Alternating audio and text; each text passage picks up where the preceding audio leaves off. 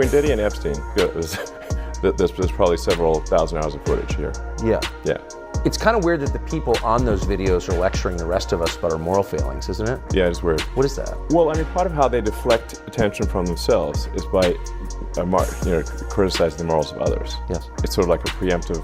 Not too long ago, the lawyer for one of Diddy's recent victims of sexual assault disclosed that the freak-off tapes were being auctioned off behind closed doors, with a number of influential people attempting to purchase them in order to prevent their release because they were also on the tapes. Elon Musk then entered the conversation and sent out a serious warning to all the celebrities who were freaking off at Diddy's parties.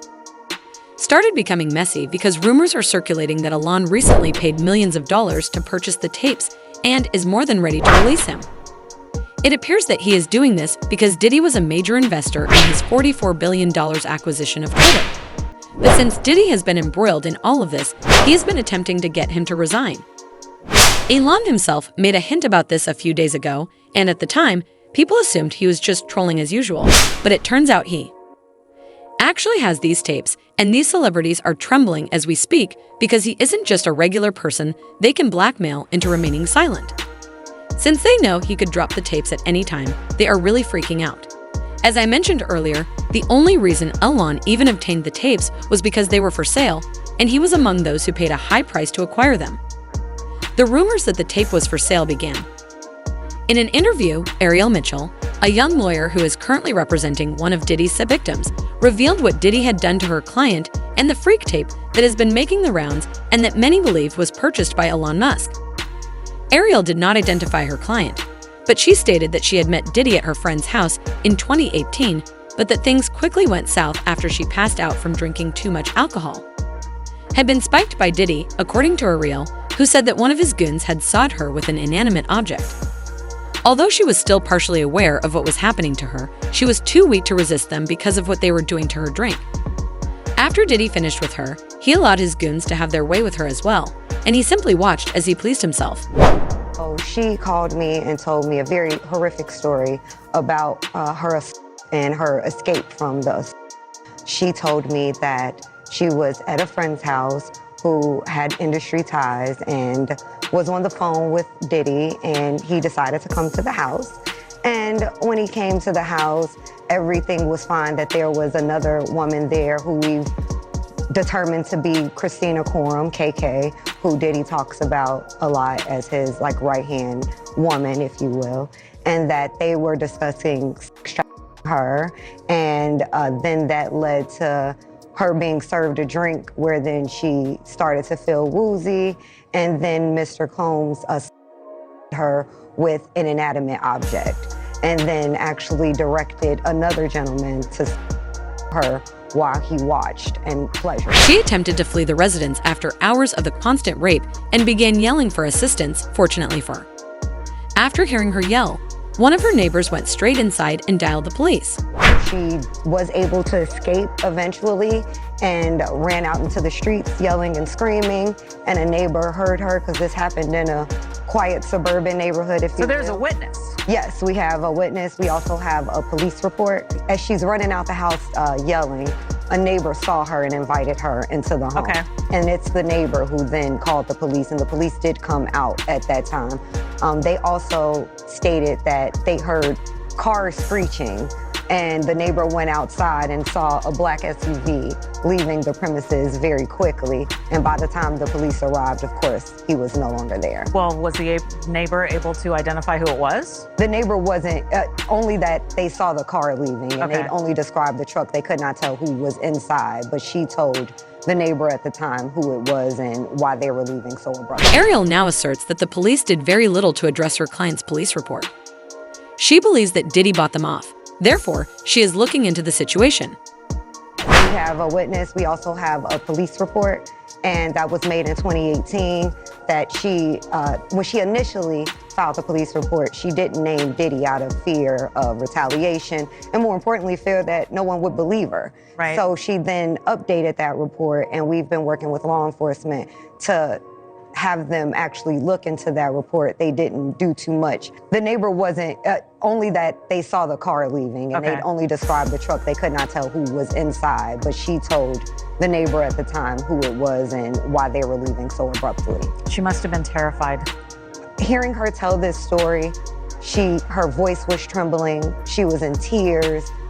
I actually had to stop her at one point and tell her, take a second, because I can tell, even having her tell me this story, reliving it, was extremely painful. It was like it happened yesterday. I can tell she's very traumatized by what happened to her.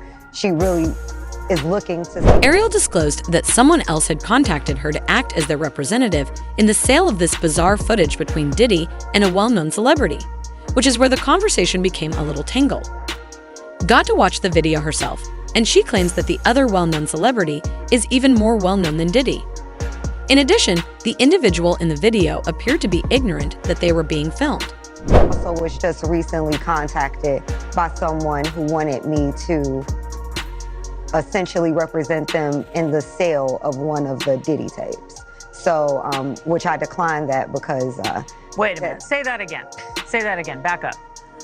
You're saying that there's tapes and they're being shopped? Yes, there have been people already shopping. We've heard about the tapes, but yes.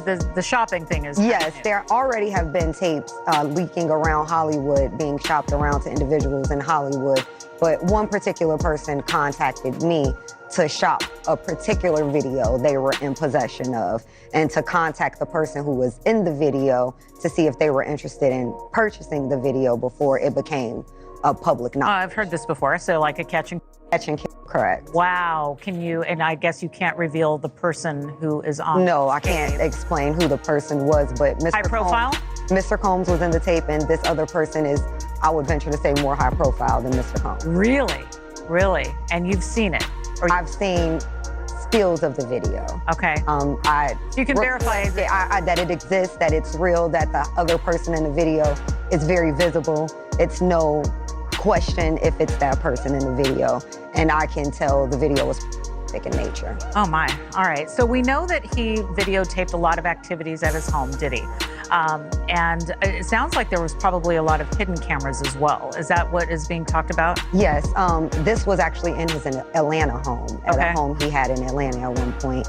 And it does seem that the person isn't like looking into the video, so it's, to me, doesn't seem like that person knows they're being videotaped. It doesn't seem like they're active participant in the videotaping, like they're being surreptitiously recorded. It gets worse though, because soon after, Diddy was hit with more than 120 lawsuits from 120 different victims, all of whom were represented by Tony Busby, a Texas lawyer. At this point, Elon Musk entered the conversation and made a suggestion. When he had the tapes, some of the victims were underage. Of his victims, 60 were men, 60 were women, and 25 were underage when the alleged wrongdoing occurred, with one person being 9 years old. Theme, an MO, if you will. Typically, the victim is lured into a situation where he or she is given a drink. Typically, that drink, reported by these victims, is apparently laced with something. Once that drink takes effect, the perpetrators perform all kinds of acts on the victims, many times passing him or her around as other people watch and enjoy the show, and then leave the victim ashamed, confused, injured, and wondering what happened. When the victim reaches out, he or she is told not to say anything. Sometimes there are of physical violence or financial repercussions or bodily harm. The claims we intend to bring will include the following: violent to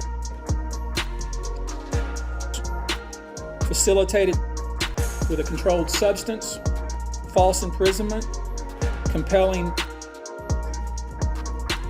misconduct, dissemination of video recordings, false imprisonment. For those of you wondering which minors he was referring to, one of them was a 9-year-old youngster who attended an audition in hopes of signing a record deal with Diddy's Bad Youngster Records, but got sought by Diddy and his goons instead. For instance, another minor told allegedly by Sean Combs that he would make him a star but needed to visit with him in private about it, away from his parents. Once they were in a private area, allegedly Mr. Combs made the victim perform oral upon him.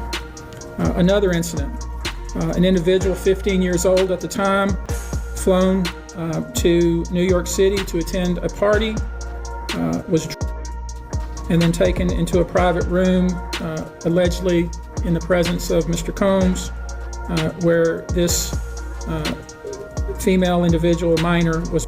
Someone tweeted, "How many other cases are there like this that we don't know about in the music industry?" To which he replied, "Good question.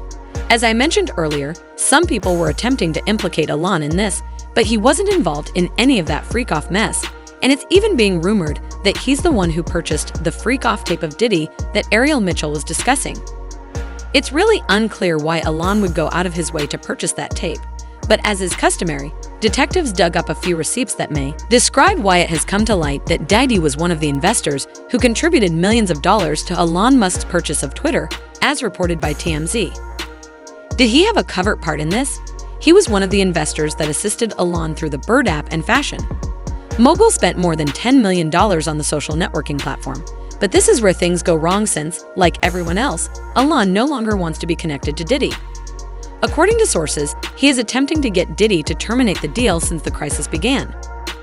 Due to Diddy's stubbornness, he purchased the tape in order to use it as leverage for blackmail and to get Diddy to terminate their contract because he didn't want his mess with Diddy to affect his business.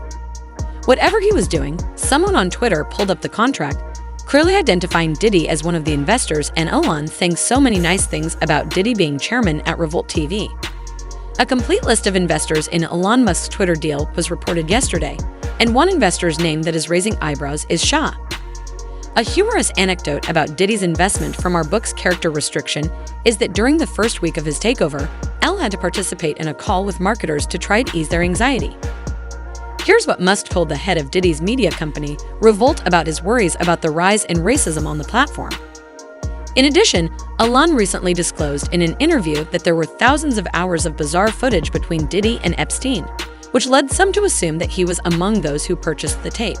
Between Diddy and Epstein, there's probably several thousand hours of footage here. Yeah. Yeah. It's kind of weird that the people on those videos are lecturing the rest of us about our moral failings, isn't it? Yeah, it's weird. What is that? Well, I mean, part of how they deflect attention from themselves is by criticizing the morals of others. Yes. It's sort of like a preemptive moral. See, Elon obviously has a grudge against Diddy, which is why he purchased the footage.